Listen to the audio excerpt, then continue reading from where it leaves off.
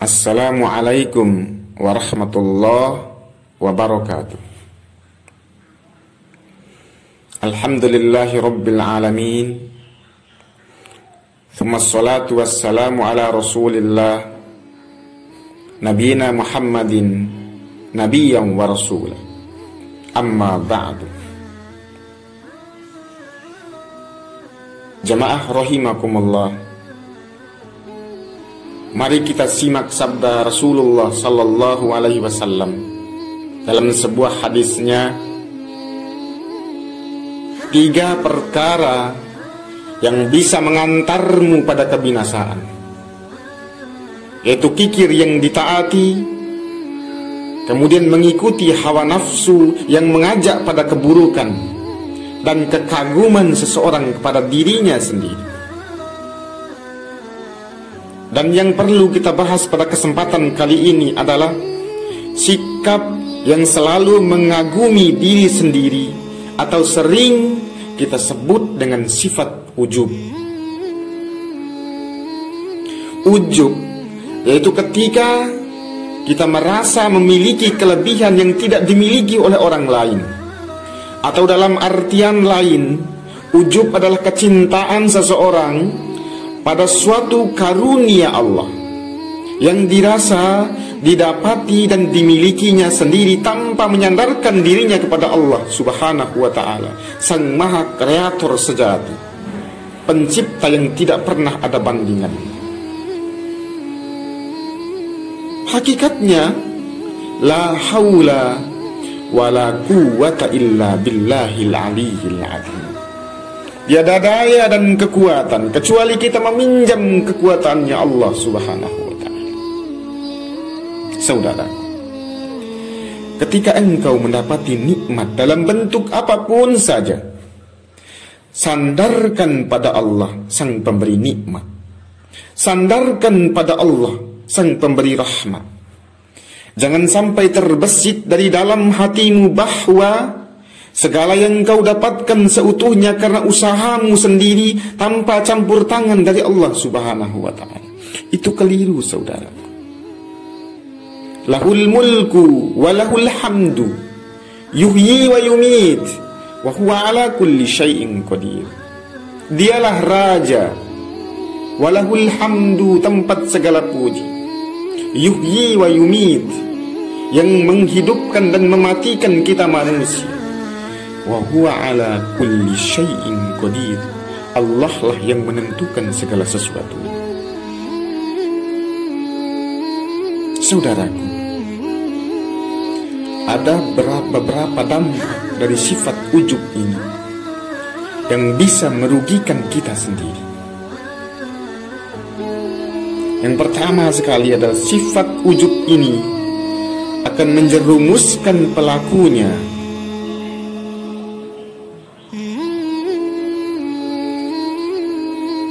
kepada sifat takabur dan gurur. Jadi orang yang terlanjur mengagumi dirinya sendiri akan lupa untuk mengintrospeksi dirinya, salah atau tidaknya perbuatannya selama ini. Dan itu penyakit, saudara. Dan penyakit ini pada akhirnya nanti akan membiasakan pelakunya untuk memandang orang lain dengan sebelah mata, atau merasa dirinya lebih baik dan lebih tinggi dari orang lain. Bahkan ujung-ujungnya hilangnya rasa hormat kepada orang lain. Na'udzubillah min dzalik. Kemudian yang kedua, ujub ini akan menyebabkan orang lain membencinya. Apabila dari dalam hati kau mulai menemukan bibit-bibit kesombongan dan ujub ini, maka cepat beristighfar kepada Allah Subhanahu wa ta'ala. Karena pada umumnya Orang tidak suka pada siapapun yang membanggakan dirinya. Orang tidak akan pernah suka pada orang-orang yang menyanjung-nyanjung dirinya sendiri. Karena itu, orang yang ujub banyak dibenci oleh teman-temannya sendiri. Meskipun luas ilmunya, walau terpandang kedudukannya, walau banyaknya hartanya, tidak akan menutupi dirinya dari sifat-sifat ini. Kemudian yang ketiga, jemaah rahimakumullah, sifat ujub ini bisa menyebabkan murka Allah subhanahu wa ta'ala. Kalau seandainya murka Allah sudah dijatuhkan kepada orang yang punya sifat ujub ini, maka akan kemana lagi kita akan meminta pertolongan? Na'udzubillah. Maka Rasulullah sallallahu alaihi wasallam bersabda, seseorang yang menyesali dosanya, maka ia menanti rahmat Allah. Sedangkan seseorang yang merasa ujub, berbangga-bangga akan dirinya, maka ia akan menanti murka Allah subhanahu wa ta'ala. Ujub ini, saudaraku, akan menyebabkan Allah murka kepadamu, karena telah mengingkari karunia Allah yang seharusnya disyukuri oleh kita sebagai makhluk ciptaannya. La in syakartum la azidannakum, la in syakartum la azidannakum, wa la in kafartum inna adzabi lasyadid. Apabila engkau bersyukur terhadap nikmatku, kata Allah subhanahu wa ta'ala, niscaya Allah akan menambah nikmat itu. Dan apabila engkau kufur terhadap nikmat yang telah diberikan oleh Allah subhanahu wa ta'ala, maka siksaku sangatlah pedih. Perhatikan saudara, siapa yang merasa ujub dengan akal fikirannya, siapa yang merasa ujub dengan kepandaian dan kecerdikannya, maka buah dari ujub itu adalah kerasnya di dalam pendapatnya sendiri. Tak jarang orang seperti ini akan meninggalkan musyawarah, menganggap bodoh manusia yang berbeda pendapat dengannya. Kemudian siapa yang merasa ujub karena sebab nasabnya yang mulia, membangga-banggakan kemuliaan keturunannya, maka berhati-hatilah. Kemuliaan dan keturunan yang kau bangga-banggakan tidak akan membuatmu selamat dari murka Allah subhanahu wa ta'ala. Karena kemuliaan di mata Allah itu, jemaah rahimakumullah, adalah ketakwaan seorang hamba terhadapnya. Maka bertakwalah kepada Allah subhanahu wa ta'ala. Takutlah terhadap murka Allah subhanahu wa ta'ala.